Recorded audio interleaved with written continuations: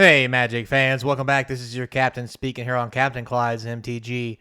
Today, we're talking a little bit about Universes Beyond and how the people are really responding to it. Before we get started, don't forget, comment, like, subscribe, hit that notification bell.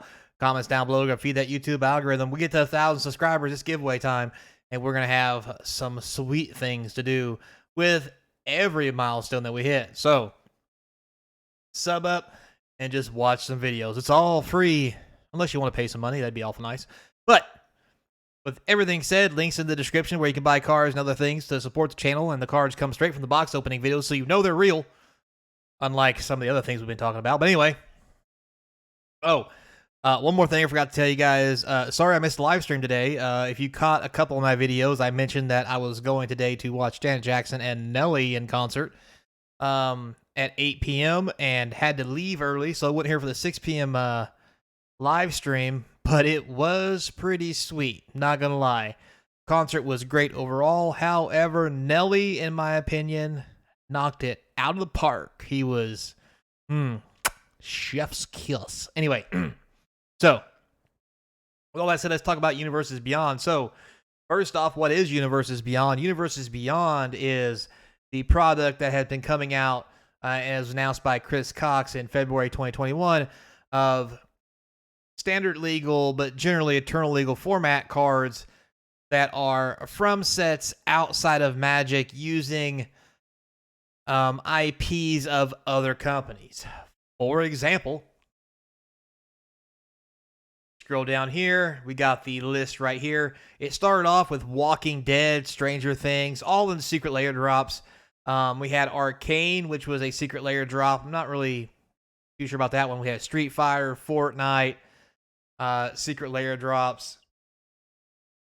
We had Warhammer, which had Commander decks and secret layer drops, oozing a little closer into the Universes Beyond in 2022. Obviously started in 2020 with Walking Dead, but this came out before the whole Universes Beyond thing. Kind of got grandfathered in, as you see here with the notes. Then we had Transformers. So Transformers, again, was a secret layer drop, pretty for the most part, and had new cards in Brothers War, which you could get, which was kind of the first testing grounds of where this came from. We had Dungeons and Dragons, Secret Lair drop, Honor Among Thieves, which this doesn't really feel like Universes Beyond to me because, well, we actually had 2 Dungeons and Dragons sets, and well, it just fit in really well because I don't know, it just did. I don't know. Anyway. Moving on to 2023's Lord of the Rings, which was the first one that came out with actual secret layer and actual boxes. So we had collector boxes, regular boxes. We had the holiday boxes around Christmas time. We had a Creep Show secret layer drop again. Doctor Who, which came out with Commander decks and actual boxes. An Evil Dead secret layer drop. Princess Bride secret layer drop. Jurassic World, which was snuck into Lost Caverns of Ixalan, along with a couple secret layer drops and had some reskins. A Tomb Raider secret layer, a Ravnica Clue edition, which just was a giant shit show.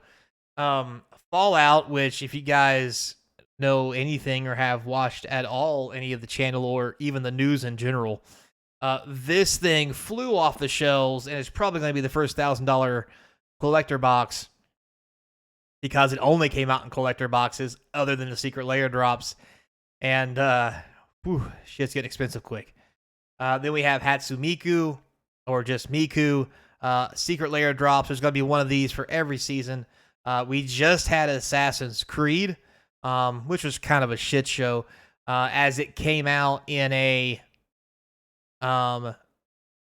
collector box and draft box, but not really a draft box. It was set up just like Aftermath, which many people did not like.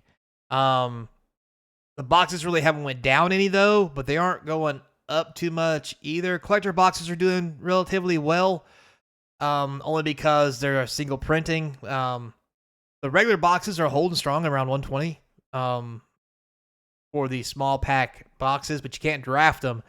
So we'll see how those go.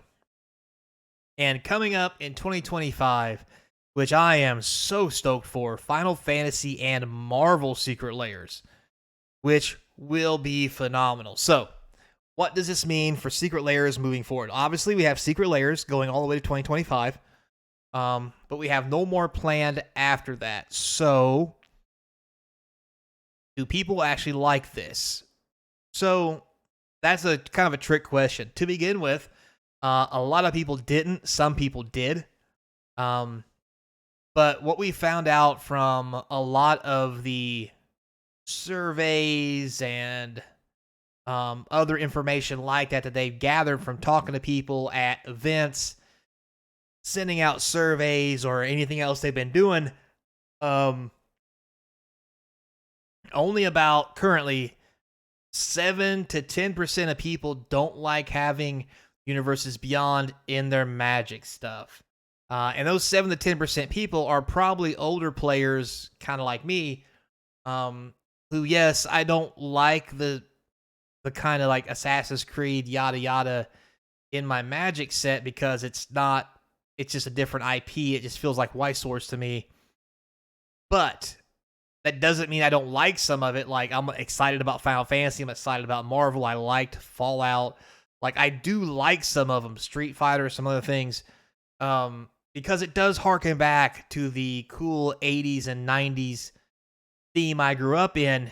And I like seeing it in one of my favorite card games, even though it does feel out of place. Now, with that being said, back to the 7 to 10% of those old Magic players who are kind of hardcore about not liking that stuff from the recent surveys. Now, to begin with, it was higher, but as the surveys keep getting done from the people I've been talking to, as the months and years have passed, that number of 7 to 10% is actually the furthest or the lowest number it's been over the course of time. And what's happening is that number keeps going down. So, and here's the reasoning behind that.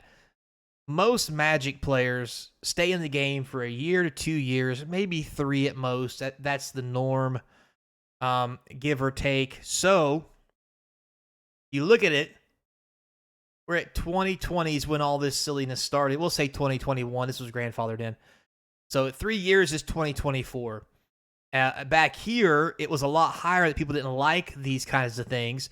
But because they were only available in Commander and older Eternal formats, a lot of people just overlooked them.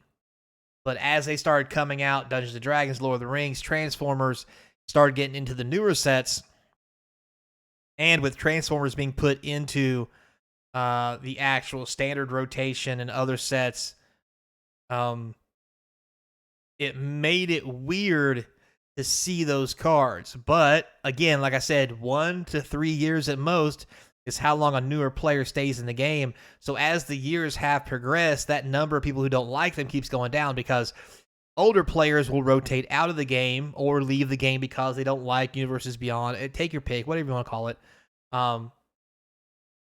But as those older players rotate out, the newer players that come in, all they know is that Universes Beyond is a part of Magic, so they accept it because it's already there. They didn't know any different. And as the years keep turning, by the time we get to, I'm going to guess 2026, no one's going to, 2026 that is, no one's going to care about Universes Beyond because almost all the players who don't like it will either have quit the game or their natural 3-year rotation has come up and they will leave, leaving only people coming into the game because of new IPs or because someone's introduced the game to them. And all they know is the way current Magic is with these extra IPs and Universes Beyond, meaning to them, they won't care because it's already there. So, bad news, guys, for me and a lot of the other old fogies out there, or anybody who comes back who like the old way. Magic has moved on to something new, and it doesn't look like it's going to change anytime soon, and Universes Beyond are here to stay. And at some point, there'll probably be some sets that are even standard legal, I think, to help drive people to play the game into the standard format before, instead of just going into Eternal formats from the jump, which tend to be more expensive and harder to get into. So there you have it. Looks like Universes Beyond is here to stay, and well, I guess everything changes at some point, right? Yeah. Maybe I'll retire by the time everybody gets to the point where they don't care about this anymore. God, I can only hope. Anyway, till next time, be kind. And as always, I hope to see you drops from the game table. All right. Monday, we can start doing spoilers again.